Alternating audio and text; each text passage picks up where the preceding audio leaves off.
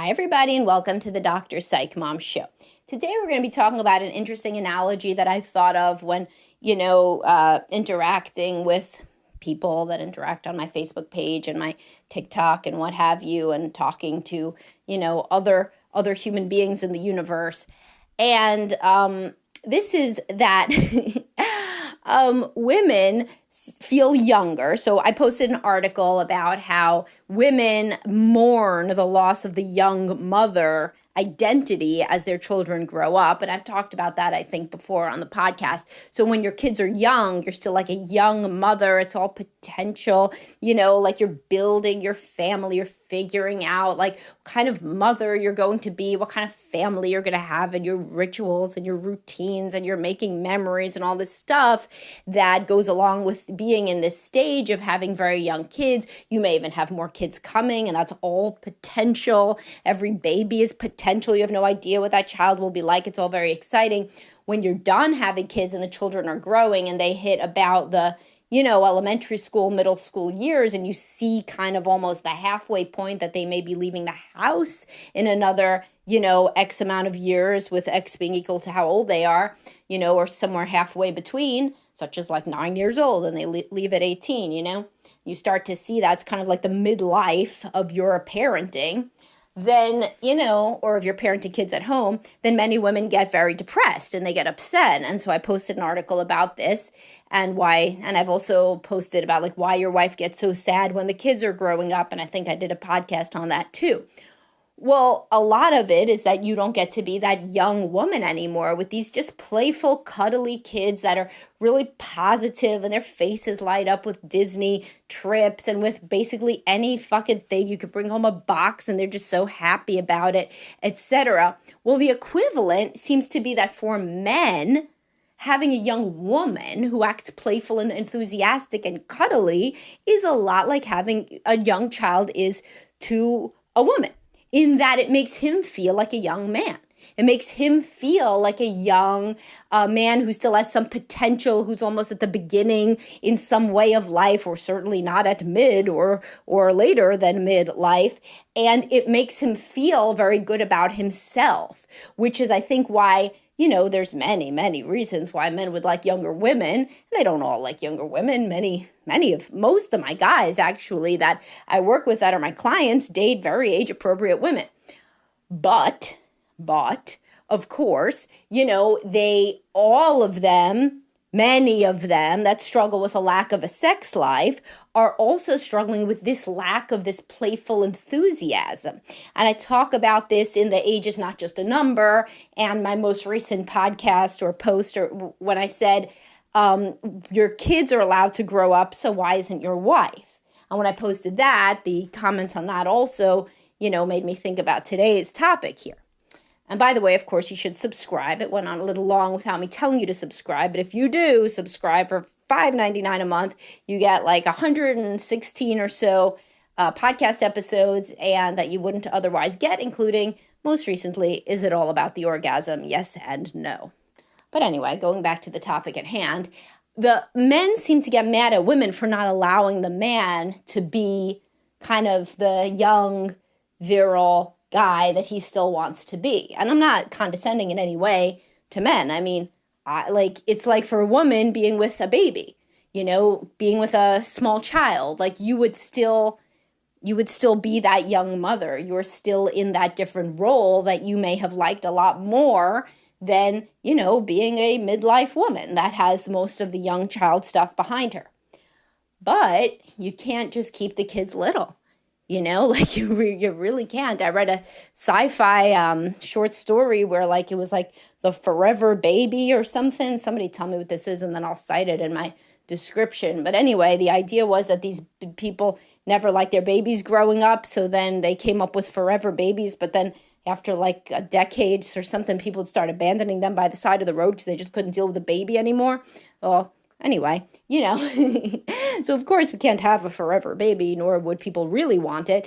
But it's a known thing that is a stage that many women idealize and look back at fondly and get all sad about that it's not there anymore. And it's really, really analogous to how men look back at the honeymoon stage. And so it's not just about like their wife not being like young and playful and excited and bright-eyed and bushy-tailed anymore. Because frequently the women are still having sex and everything, and they are still being loving, but they're just being like loving midlife women. And this isn't everybody. There's a lot of obviously very self-actualized, highly evolved men that are super accepting of aging and their changing identity and their wife's changing identity. However, there are also men that struggle deeply with aging and mortality and losing this identity. And it's totally normal, to struggle with that. And I was watching this movie, Fences, which is a great movie, the other day. And he said, I don't want to spoil it. See, it's like, I don't want to spoil it for you, but if you watch Fences, then you'll see what I mean about this. But anyway, so men want to be with these kind of younger, like happy, excited versions of their wife, which is sometimes what they get on vacation maybe, or when she has a couple drinks, or like after they just start couples counseling and she's all like, excited again about, the prospect of him finally working on being an asshole. So then she's going to work on the sex life or, whatever. And so they miss being that guy. They miss being the guy that can make the joke, and the wife hasn't heard it 47 times, so she still laughs at it, and she's just so excited to see him, and she's just bouncing around because she's like fucking 25 years old, and all she has to do is bounce around. And this is, I think it's helpful to some men who commented that the post that I wrote about why, like, you should let your wife, why are your kids allowed to grow up but not your wife? Many men reached out to me, actually. I was surprised because I thought that men might be defensive about that one. Of course, on Facebook they were. But privately, some men reached out in the comments on the blog, which is not as much of a garbage fire, and via email, and said that it really helped them.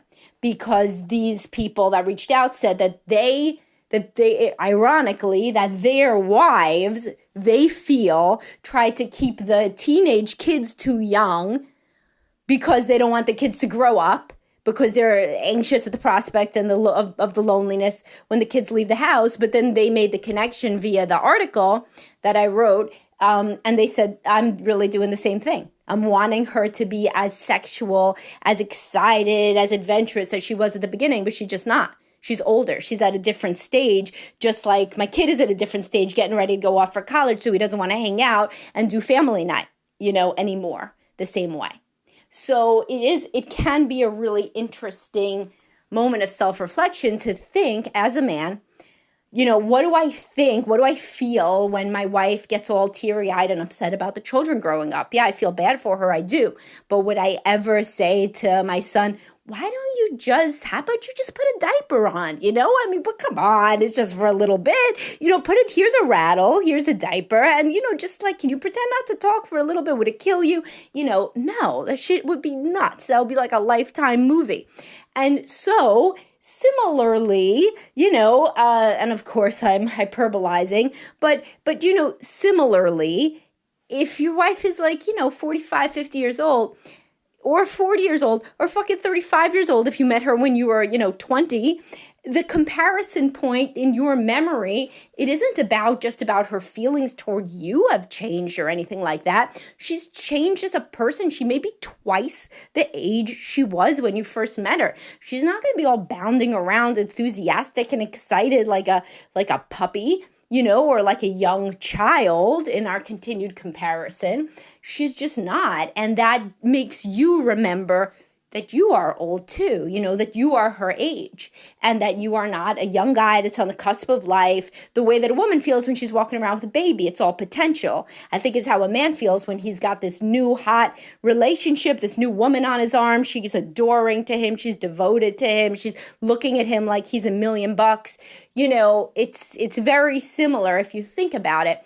And if you feel bad for her, but yet you would never think that like your kids should somehow act younger and disingenuously, enthusiastic and different and fake in order to assuage her fear of them getting older and concurrent fear of her own, identity shifting into a midlife woman versus a mother of young kids, then perhaps it's similarly something that you would have to reckon with yourself to get more accepting of the process of aging into this midlife guy who has a midlife partner who may love you. And certainly this, I'm not saying that she totally gets out of having sex with you. I've never said that before. I'm not going to say it now, but what I do see is that some guys, even if she's still having sex, even if she's even trying to do some fun things, there are still some guys where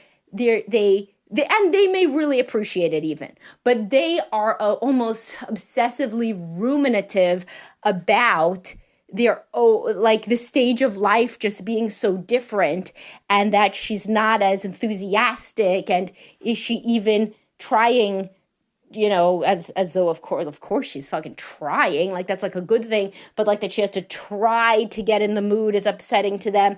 And the healthier guys of these guys, I mean, these guys overall can tend toward being a bit depressed and negative, but the healthier ones will recognize that it's unfair and that their wife is really doing what their wife can do.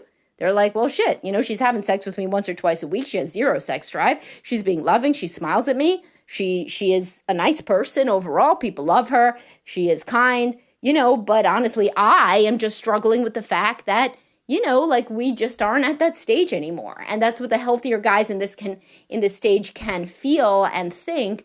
The less than healthy ones feel just very thwarted and very cheated by life and by fate, and they take it out on the woman, and they try to make her dress different and sexier all the time and say different and sexier things and just really be somebody that she's not and that she never was, probably even at the beginning.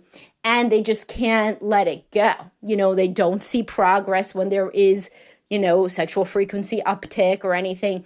And instead, it's just all about kind of that it's not enough. There are guys like that. There's not a lot of them, but there are guys like that just can't get over that the tone has shifted.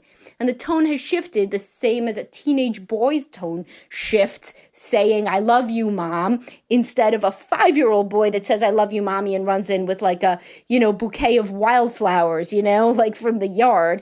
And then there's like the teenage boy who's like, hi, ma, and goes to his room. And like that kid should not be castigated, of course, for changing, nor should the woman be castigated for changing when she isn't, constantly thinking about romance, or really ever thinking about romance for some women, because she's just biologically and evolutionarily different, and she's trying her best to still be a partner.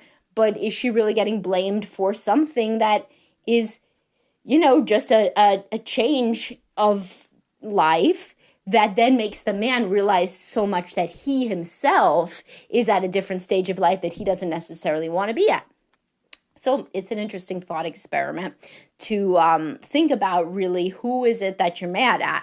Sometimes you're just mad at fate, and age and life and yourself, not that it's useful to be mad at yourself for aging, but, some guys are also reckoning with that. They feel they didn't do enough in their life, that's really what is motivating behind this midlife crisis, quote unquote. And I have podcasts on that as well.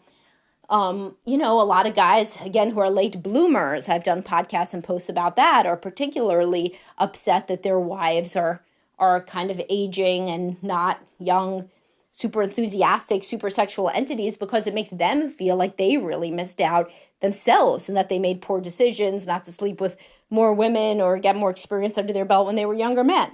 So what this podcast is designed to do is, just as usual, to evoke self-reflection and to help you to be more fair and objective when assessing your relationship and the different, weights of the different inputs into the equation of your unhappiness, right? All right, I hope you got something out of this, and next one will probably be subscribers, so make sure to subscribe, and I'll talk to y'all soon. Have a great day, guys.